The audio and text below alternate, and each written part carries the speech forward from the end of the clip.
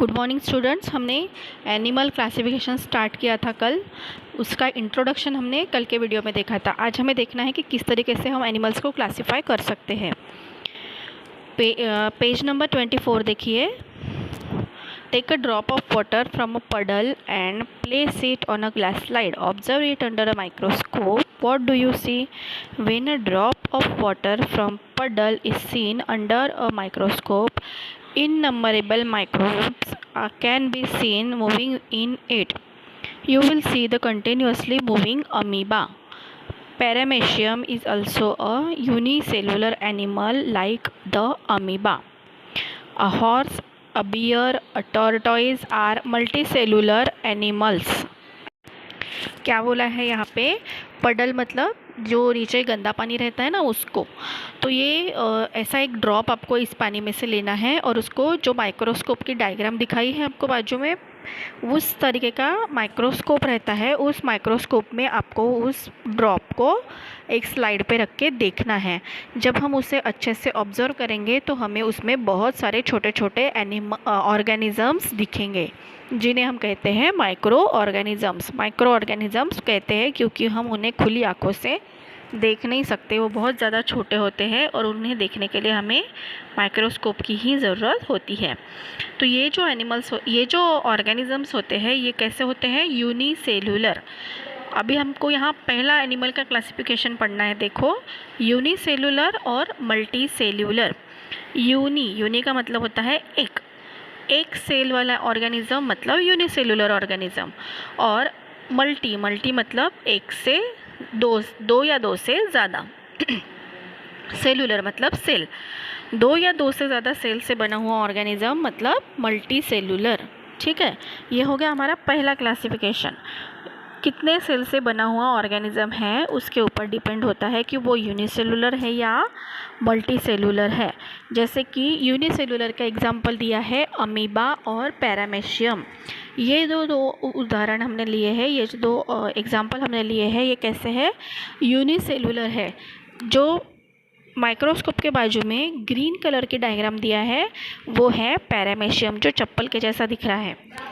ठीक है, तो और बाकी के जो एनिमल्स है जैसे हॉर्स है, बियर है, टॉर्टॉइज है, हम लोग हैं, जितने भी बड़े ऑर्गेनिजम्स हैं, ये कैसे हैं? मल्टी सेल्यूलर, क्योंकि वो दो से कई ज़्यादा सेल से बने हुए होते हैं और हम उन्हें खुली आंखों से देख सकते हैं।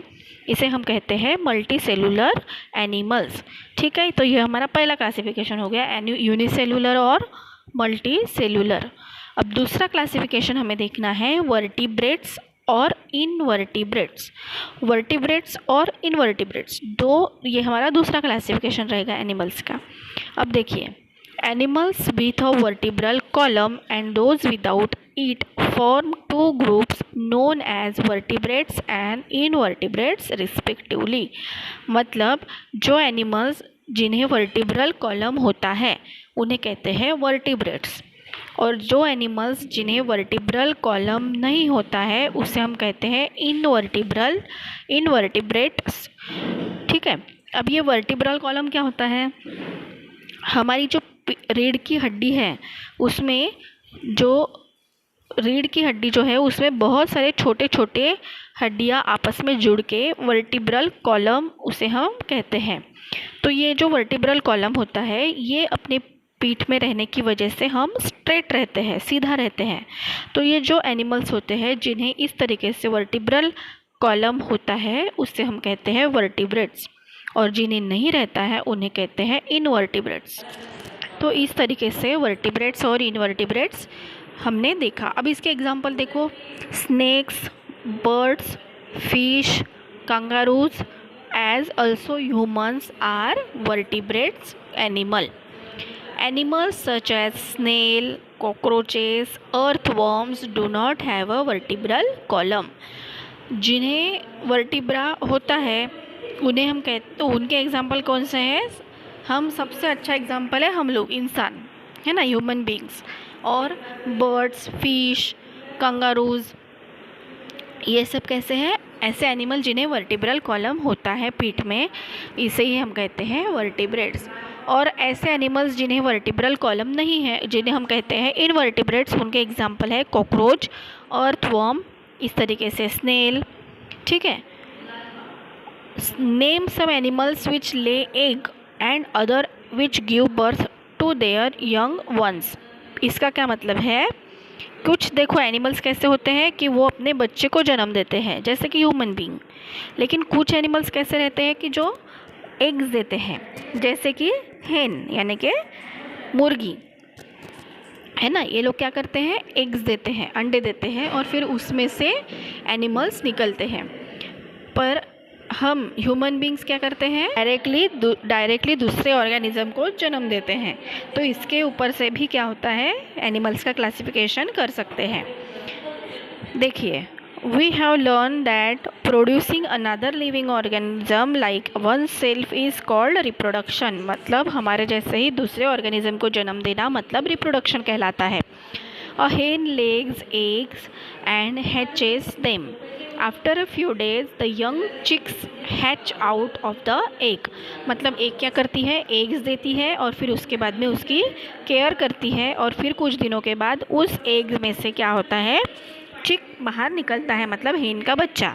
अ cow gives birth to a calf. Cow क्या करती है, डायरेक्ट एक दूसरे बच्चे को जन्म देती है, जिसे कहते हैं calf. Before that the calf grows within the cow's body. उसके पहले क्या होता है, बच्चा बाहर निकलने के पहले वो जो बेबी होता है वो अपने माँ के पेट में ही पूरी तरीके से ग्रो करता है। According to the mode of reproduction, animals are classified into 2 types.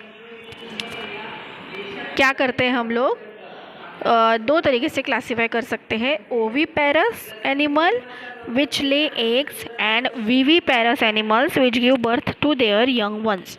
मतलब जो एनिमल्स एग्स देते हैं उन्हें कहा जाता है ओवीपेरस, और जो डायरेक्टली अपने जैसे दूसरे एनिमल को बर्थ देते हैं उन्हें कहते हैं वीवीपेरस एनिमल्स।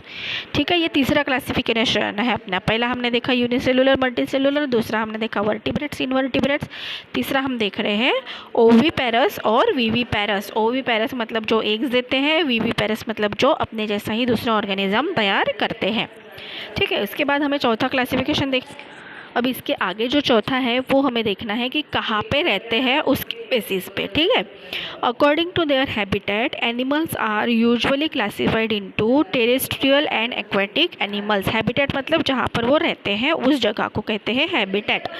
तो टेरेस्ट्रियल मतलब जो ज़मीन पे रहते हैं और एक्वेटिक मतलब जो पानी में रहते हैं। However, animals like a frog, salamander, toad live in both places. मतलब ऐसे एनिमल्स जो दोनों जगह रहते हैं, मतलब टेरेस्ट्रियल भी है और एक्वेटिक भी है, ज़मीन पर भी रहती है और पानी में भी रहते हैं, तो उन्हें हम कहते हैं एम्फीबियस। एम्फीबियस।